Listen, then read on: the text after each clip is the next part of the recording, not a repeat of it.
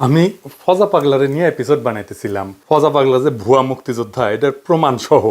কারণ কয়েকদিন আগে নূর বলছিল ফজলুর রহমানের মতো মুক্তিযোদ্ধারা এই দেশটাকে উপহার দিচ্ছেন, তাই এই মুক্তিযোদ্ধাদের বেলুনটা চুপসায় দেওয়া দরকার ছিল।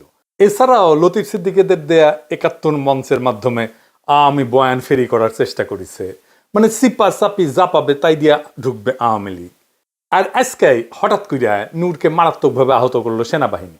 হ্যাঁ, সেনাবাহিনী, পুলিশ কিছু দেখা গেছে, কিন্তু পুলিশের তরফ থেকে কোনো নির্দেশনা যায়নি, গেছে সেনাবাহিনীর তরফ থেকে। যদিও ফজা পাগলারে নিয়ে কিছু করি নাই, কিন্তু এই সমস্ত ঘটনা কিন্তু একই সুতায় বাঁধা। আমি দেখাই দেবো একে একে। আগে দেখি এই হামলায় সেনাবাহিনীর কে কে ছিল। আজকের হামলা হয়েছে লেফটেন্যান্ট কর্নেল রকিব, অধিনায়ক 18 ইস্ট বেঙ্গল, বর্তমানে জেলে থাকা আওয়ামী জেনারেল সালাউদ্দিন মিয়াজির ব্যক্তিগত স্টাফ ছিল, এবং এর সাথে ছিল লেফটেন্যান্ট কর্নেল আফজালুর রহমান। এই দুইজনের সরাসরি নেতৃত্বে এই হামলাটা হয়েছে। আর হামলার মূল হোতা, মানে যার কাছ থেকে পারমিশন এসেছে, সে হচ্ছে 9ম পদাতিক ডিভিশনের জিওসি মেজর জেনারেল আসাদ আর এক আওয়ামী লেসপেন্সার। তার আদেশেই রকিব আর আফজাল হামলাটা করছে। গণ অধিকারের অফিসের ভিতরে ঢুকে আসবাবপত্র ভাঙচুরের পাশাপাশি টয়লেট ভেঙেও নেতাকর্মীদের উপরে হামলা করছে সেনাবাহিনী। নূরকে আইসিইউ নেওয়া হয়েছে। আমি ব্যক্তিগতভাবে খোঁজ নিছি, আঘাত গুরুতর, তবে খারাপ কিছু ঘটবে বলে ডাক্তারদের আশঙ্কা নাই। এবং আইসিইউ আসলে নেওয়া অবস্থার অবনতির জন্য না, বরং অবনতি যেন আরো না হয় তার আগাম ব্যবস্থা হিসেবে এটা করা হয়েছে। আমি সবাইকে আহ্বান করব, নূরের দ্রুত আরোগ্যের জন্য আপনারা সবাই দোয়া করবেন, যেন বেচারার কোনো ধরনের সমস্যা না হয়। নূরকে এমনভাবে পেটানো হয়েছে যা আগে কখনো কোনো রাজনৈতিক দলের প্রধান নেতাকে করা হয়নি, সেটা যত ছোট দলই হোক না কেন। গণ অধিকারের অফিসে কেন হামলা করলো? পেটানোর পরে জুলাই আন্দোলনের পক্ষের একটা রাজনৈতিক দলের অফিসে আর্মির হামলা এই প্রথম। কেন করলো এটা আমরা মিলাই দেখবো। এখন প্রশ্ন হইতেছে যে কেন হইল। বিশেষ করে নূর যখন ওয়াকারের পক্ষে সবসময় দাঁড়াইছে, আর্মির পক্ষে দাঁড়াইছে সবসময়, হাসনাতের সাথে যখন ওয়াকারের সে বিতর্ক হইল না, নূর ওয়াকারের স্পোক্সম্যান হয়ে উঠলো। সে কইল ওয়াকারের ডাকে যায় নাই, ছাত্র নেতারা নিজে নিজেই গেছে। দেখেন ওই সময় নূর কি বলছিল সেটা একটু বলি। মানে আর্মিরে পাম দিয়া নূর বলছিল 5ই আগস্টের অভ্যুত্থানে সেনাপ্রধান ওয়াকারুজ্জামান গুরুত্বপূর্ণ ভূমিকা রাখছিলেন। 90 স্বৈরাচার এরশাদকে যেভাবে তৎকালীন সেনাপ্রধান নুরুদ্দিন খান জানাই দিয়েছিলেন, মিস্টার প্রেসিডেন্ট আপনাকে ক্ষমতা ছাড়তেই হবে। বর্তমান সেনাপ্রধান ওয়াকারুজ্জামানও কিন্তু শেখ হাসিনার আত্মীয় হইয়াও তাকে 4ই আগস্ট জানাই দিয়েছিলেন, প্রধানমন্ত্রী আপনাকে ক্ষমতা ছাড়তে হবে।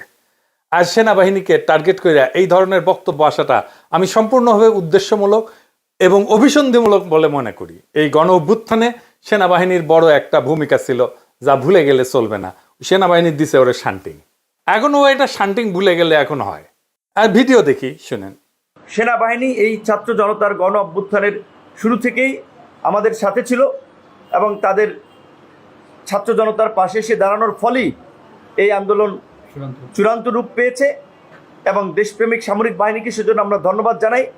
আমরা যে একটা নতুন রাষ্ট্র, নতুন রাজনৈতিক ব্যবস্থা গড়ে তুলতে চাই, সেখানে সামরিক বাহিনী, প্রশাসন, ছাত্র জনতা সকলের অংশগ্রহণ প্রয়োজন। সেখানে সামরিক বাহিনী কিংবা প্রশাসনের মধ্যে এই ধরনের বিশৃঙ্খলা তৈরি করে উস্কানি দিয়ে এটা করা সম্ভব নয়। যারা এগুলো করছে এর পেছনে কারণগুলো খতিয়ে দেখা দরকার। এমনকি এই মার খাওয়ার আগে, এই কিছুক্ষণ আগে, মার খাওয়ার কিছুক্ষণ আগে নূর কি বলছিল সেটা দেখি। আমাদের ভিডিও বানায় রাজনীতি খাইয়ে দেবে, এত আম্মকের দল, তারা ভিডিও বানায় আমাদের রাজনীতি খাইয়ে দেবে। আমাদের রাজনীতি এত সস্তা? হ্যাঁ, মির্জা ফখরুল সাহেবকে বানায় ভারতের দালাল, আমির খসরু মাহমুদ চৌধুরীকে বানায় ভারতের দালাল, রুমিন ফারহানাকে নিয়ে ভিডিও বানায়, সালাউদ্দিন সাহেবকে নিয়ে ভিডিও বানায়, জামাতের নায়েব আমির তাহের সাহেবকে নিয়ে ভিডিও বানায়, আমাদেরকে নিয়ে বানায়। তাহলে এই দেশে আর রইলটাকে বাকি? তাহলে তাদের রাজনৈতিক এজেন্ডাটা কি? এই দুষ্ট লোকগুলো সূক্ষ্মভাবে মানুষকে বিভ্রান্ত করছে, মানুষের ব্রেন ওয়াশ করার চেষ্টা করছে। তারা অলিয়া উলিয়া দেখবেন মাঝে মাঝে ইসলামী লাইনে দু একটা কথা বলে, দু একজন হুজুর মাদ্রাসার ছাত্রদের পক্ষে ফেসবুকে স্ট্যাটাস দেয় তাদের ফেসবুক রিচটা, ভিউটা ঠিক রাখার জন্য। তারপরে ওই ভিডিও বানিয়ে সেদিন নাকি শুনেছি ওয়ালটনের কাছে পাঠিয়েছে।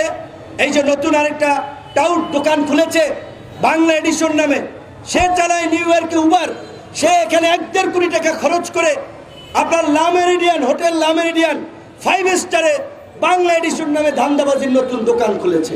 জাতীয় পার্টিকে কিন্তু এখন পর্যন্ত নিষিদ্ধ করা ওইভাবে যায় নাই।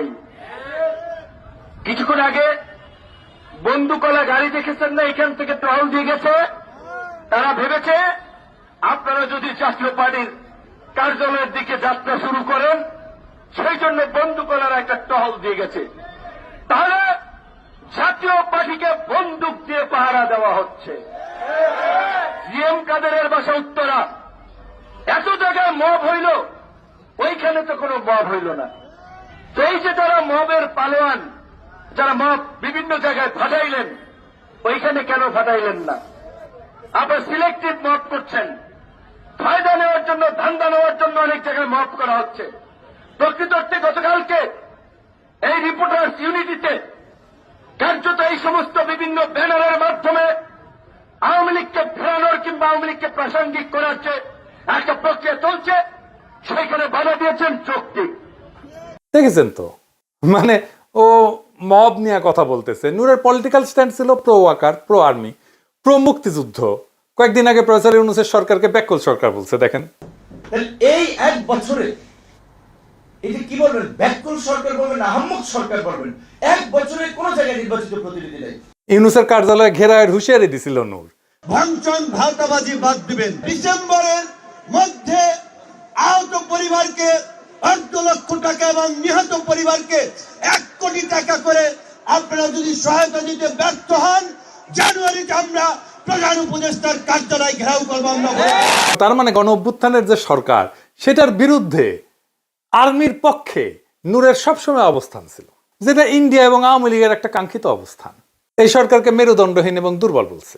বলছে 11 মাসে নাকি তারা, মানে প্রেসিডেন্ট সরকার স্বপ্নকে দুঃস্বপ্নে পরিণত করছে। ডক্টর ইউনূসকে নিয়ে আমরা অনেক আশাবাদী হয়েছিলাম, অনেক স্বপ্ন দেখেছিলাম এবং স্বপ্নের বাংলাদেশ বিনির্মাণ করতে চেয়েছিলাম, কিন্তু 11 মাসে আমাদের স্বপ্ন দুঃস্বপ্নে পরিণত হয়েছে। এই কথা আরো 6 মাস আগেও বলছে, যখন মাত্র 5 মাস হয়েছে সরকারের ক্ষমতা নেওয়ার। দেখেন, শুনেন।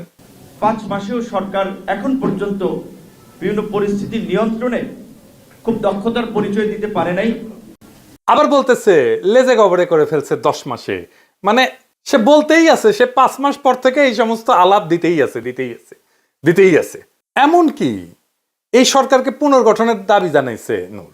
বলছে যে এই অন্তর্বর্তীকালীন সরকার মানুষের আকাঙ্ক্ষা অনুযায়ী কাজ করতেছে না, বেশি অক্ষম হইলে ক্ষমতা ছেড়ে দিতেও বলছে। শোনেন, ডক্টর মোহাম্মদ ইউনূসকে বলবো, আপনি যদি কোনো সমস্যা বোধ করেন, আপনি যদি রাষ্ট্র পরিচালনায় কোনো চ্যালেঞ্জ বোধ করেন, সমস্ত রাজনৈতিক দলের শীর্ষ নেতৃবৃন্দকে আপনি ডাকেন, তাদের সাথে খোলামেলা আলোচনা করেন।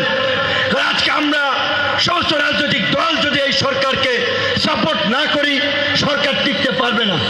এমনকি এটাও বলছে অন্তর্বর্তী সরকারের ক্ষমতা হস্তান্তর শান্তিপূর্ণ হবে কিনা সেটা তার সন্দেহ আছে। তার মানে এরা মাইর খাবে। দেখলেন তো, মাইর খাওয়ার আগেও কথা বলছে মব নিয়ে, যে জিএম কাদেরের বাসার সামনে কেন মব হইল না। আবার শোনান এডিটর সাহেব। জাতীয় পার্টিকে কিন্তু এখন পর্যন্ত নিষিদ্ধ করা ওইভাবে যায় নাই। কিছুক্ষণ আগে বন্দুকওয়ালা গাড়ি দেখেছেন না, এখান থেকে টহল দিয়ে গেছে। তারা ভেবেছে আপনারা যদি জাতীয় পার্টির কার্যালয়ের দিকে যাত্রা শুরু করেন সেই জন্য বন্দুকওয়ালারা একটা টহল দিয়ে গেছে, তাহলে জাতীয় পার্টিকে বন্দুক দিয়ে পাহারা দেওয়া হচ্ছে। জিএম কাদেরের বাসা উত্তরা, এত জায়গায় মব হইল, ওইখানে তো কোনো মব হইল না। তো এই যে তারা মবের পালোয়ান, যারা মব বিভিন্ন জায়গায় ফাটাইলেন, ওইখানে কেন ফাটাইলেন না? আবার সিলেক্টিভ মব করছেন, ফায়দা নেওয়ার জন্য, ধান্দা নেওয়ার জন্য অনেক জায়গায় মব করা হচ্ছে। হাসিনা 2024 নির্বাচনের আগে এই নূর কিন্তু জাতীয় পার্টির অফিসে গিয়ে মিটিং করছে জাতীয় পার্টির সাথে। জি, কিন্তু কেন নূর জাতীয় পার্টি নিয়ে বিশেষ করে সোচ্চার হয়ে উঠলো, এটার কোনো ব্যাখ্যা কিন্তু আমি খুঁজে পাই নাই। একটা কারণ হইতেই পারে ব্যক্তিগতভাবে ওর সাথে কোনো সমস্যা আছে। আরেকটা কারণ হইতে পারে জাতীয় পার্টির নেতারা পয়সাওয়ালা মানুষ, তাদের সাথে টাকা পয়সার আবার কোনো লেনদেনের ব্যাপার আছে কিনা সেটা আমি জানি না। তো জাতীয় পার্টির সাথে দৃশ্যমান সমস্যা শুরু হয় 2024 নভেম্বরে রংপুর থেকে। নূরের পার্টির বিভিন্ন জায়গায় জাতীয় পার্টির অফিসে হামলা কিন্তু করছে নূরের দলের লোকেরাই। এইবার আসেন আমরা কয়েকটা ঘটনা মিলাই দেখি, হয়তো কিছু সূত্র আমরা পাবো। আসিফ নজরুল এই হামলার নিন্দা জানাইছে, প্রেস সচিব বলছে ন্যাক্কারজনক হামলা। তার মানে এইটা সরকারের ইচ্ছায় হয় নাই, সরকার জানেই না যে এমন একটা ঘটনা ঘটতে যাচ্ছে। এটা করছে ওয়াকার নিজে। ওয়াকার যেটা করবে এই পরিকল্পনাটা কি আর কাউকে জানাইছে? আমার অনুমান ওয়াকার এটা জামাত আর বিএনপিকে জানাইছে। কারণ জামাত আর বিএনপির বিবৃতিতে আর্মির কথাটা নাই। কেন নাই? তারেক রহমান মবের কথা বলছে এমন ভাবে যেন মব করতে গেছে নূরেরা। আর তারেক রহমানের ইংরেজিতে লেখা স্ট্যাটাসের বাংলা হইতেছে, আমি পড়ে শুনাইতেছি, বাংলা করে শুনাইতেছি। বিএনপি নুরুল হক নূরের উপরে হামলা এবং কাকরাইলে ঘটে যাওয়া সহিংস ঘটনার তীব্র নিন্দা জানাচ্ছে। কি কি ঘটছে সেটা কিন্তু বললো না। দেখছেন, আমরা গণতান্ত্রিক উত্তরণের একটা অত্যন্ত সূক্ষ্ম সময় রয়েছি, যার প্রথম ধাপ হলো জাতীয় নির্বাচন। সম্মিলিতভাবে আমাদের নিশ্চিত করতে হবে যেন আজকের মতো অস্থিতিশীল পরিস্থিতি ছড়িয়ে না পড়ে এবং আমাদেরকে গণতন্ত্রের পথ থেকে বিচ্যুত না করে। মানে সে আশঙ্কা করতেছে, তারেক রহমান আশঙ্কা করতেছে যে এই ঘটনা ছড়াই যাবে সারা দেশে, জাতীয় পার্টির অফিসগুলোর উপরে হয়তো হামলা হবে। এবং এই অস্থিতিশীল পরিস্থিতি কে করলো? করছে তো তার জোটের লোকেই, তাই না? গণতন্ত্রকামী সব পক্ষ, যার মধ্যে বিএনপি এবং তার মিত্ররা অন্তর্ভুক্ত, মানে নূরের দলের কথা বলতেছে, তাদের সংযম এবং সহনশীলতা প্রদর্শন করতে হবে। গত বছরের গণ আন্দোলনের প্রকৃত চেতনা জাগ্রত রাখতে হবে। দেশকে বর্তমান অস্থিরতার শৃঙ্খল থেকে মুক্ত হইতে হবে। বাংলাদেশকে আগায় নিতে হইলে আমাদের এই যে মবের সংস্কৃতির বিপরীতে সতর্ক থাকতে হবে। আইনের শাসন প্রতিষ্ঠা করতে হবে এবং একটা শান্তিপূর্ণ স্থিতিশীল দেশ গড়ে তুলতে হবে। কেবল জনগণকে গণতান্ত্রিক পথে ক্ষমতায়ন করা এবং সবার জন্য ন্যায় বিচার, সমতা ও মর্যাদা নিশ্চিত করার মাধ্যমেই আমরা ঐক্যবদ্ধ জাতি হিসেবে সাফল্য অর্জন করতে পারি। আমি নূরের দ্রুত সুস্থতা কামনা করছি এবং সরকারের প্রতি আহ্বান জানাচ্ছি যেন ঘটনাটির আইনানুগ তদন্ত পরিচালনা করা হয়। আর্মির কথা আছে নাই, এর মানে কি? মানে মার খাইছো, ফাঁসি খেয়ে থাকো। জামাতও তাই, বলে নাই কে মারছে। দেখেন, অত্যন্ত দুঃখজনক হইলে সত্য যে আর্মির ভূমিকা ইচ্ছা করে এড়ায় যাওয়া হয়েছে। ভাসুর হয়তো আর্মি, তাই তার নাম মুখে আনে নাই। তবে জুলাইয়ের তারুণ্য এই বিপদটাকে সঠিকভাবে উপলব্ধি করতে পারছে। এই ইস্যুতে একযোগে কথা বলছে। ওয়াকার আসলে আজকে টেস্ট করছে আমাদের হ্যাডম কতটুকু। সে রিফাইন্ড আওয়ামী লীগ আনতে যদি না পারে, তাহলে জাপাকে দিয়েই সে তার কাজটা করবে। ঢাকা বিশ্ববিদ্যালয়ের ছাত্ররা এনসিপি তাৎক্ষণিক মিছিল বের করছে, রাজপথে আসছে, তাদেরকে অভিনন্দন জানাই। খুবই গুরুত্বপূর্ণ রাজনৈতিক কাজ তারা করছে। এবার দেখেন, একটা খুব ইন্টারেস্টিং জিনিস দেখাই। এইখানে বুঝে যাবেন যে কারা এর পিছনে। পন্দের আলোর নিউজ, খুব ইন্টারেস্টিং। ঘটনা ঘটছে সন্ধ্যায়। গণ অধিকার পরিষদের নেতা নুরুল হক নূরকে গুরুতর আহত করা হয়েছে। ভিডিও ছড়ায় পড়ছে সোশ্যাল মিডিয়ায়। আর প্রথম আলো রাত 11:09 রিপোর্টে নূরের নাম পর্যন্ত নাই। এইটা সে টাইমটা দেখায় দেন। পুরা রিপোর্টটা করছে পুলিশের বরাতে। কেন কেন এটা এড়ায় গেল প্রথম আলোর মতো পত্রিকা?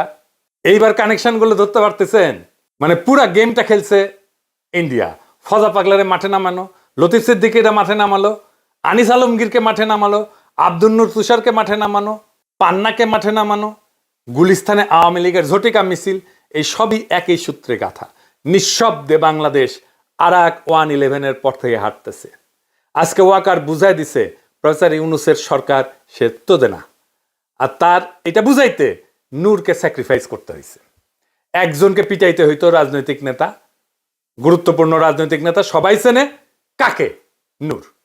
কারণ মনে করছে নূর এত ডিসক্রেডিটেড হয়েছে যে ওরে পিটাইলে জনগণ খুশি হবে। হয় নাই, উল্টা হয়েছে। উল্টা জনগণ নূরের পাশে দাঁড়াইছে। পিটায় ওয়াকার তার ক্ষমতা দেখাইলো যে আমি কি করতে পারি, আমার অ্যাডম দেখো। ইন্ডিয়ার বড় সাও আওয়ামী লীগকে নিষিদ্ধ করছো, ছোট সাও জাতীয় পার্টিরে কিছু বলবা না। কিন্তু বুঝতে পারে নাই এই আর্মিকে ব্যারাকে ফেরানোর দাবি উঠবে। প্রফেসর ইউনূসের উচিত দ্রুত আর্মিকে প্রত্যাহার করা, মাঠ থেকে সিভিল প্রশাসন দিয়ে আইন শৃঙ্খলা রক্ষা করা। যেখানে আর্মি যাচ্ছে সেখানে ঝামেলা করতেছে। এই জাতীয় পার্টির অপরাধ আর হাসানুল হক নূর অপরাধের মধ্যে কোনো তফাৎ আছে? নাই তো। জাতীয় পার্টির সকল শীর্ষ নেতাদের অবশ্যই গ্রেপ্তার করা উচিত। তারা অনেকেই হাসিনার মন্ত্রী ছিল। তো এখন আমাদের করণীয় কি? ইন্ডিয়ার রাজনৈতিক স্বার্থ রক্ষাকারী দল এবং শক্তিসমূহ যারা আওয়ামী লীগ, জাতীয় পার্টি, 14 দলভুক্ত সব কয়টা ফ্যাসিস্ট পার্টিকে নিষিদ্ধ করার উদ্যোগ গ্রহণ করতে হবে।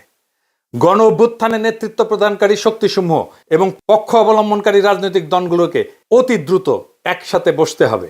যেখানে বিএনপি, জামাত ইসলাম, এনসিপি সহ খুনি হাসিনা সরকারের উৎখাতের আন্দোলনের সহযোগী অন্য দলগুলোর ঐক্যবদ্ধভাবে ফ্যাসিবাদের দোসর এবং ইন্ডিয়ার এজেন্ট জাতীয় পার্টি এবং 14 দলকে নিষিদ্ধ করার কর্মসূচি দিতে হবে।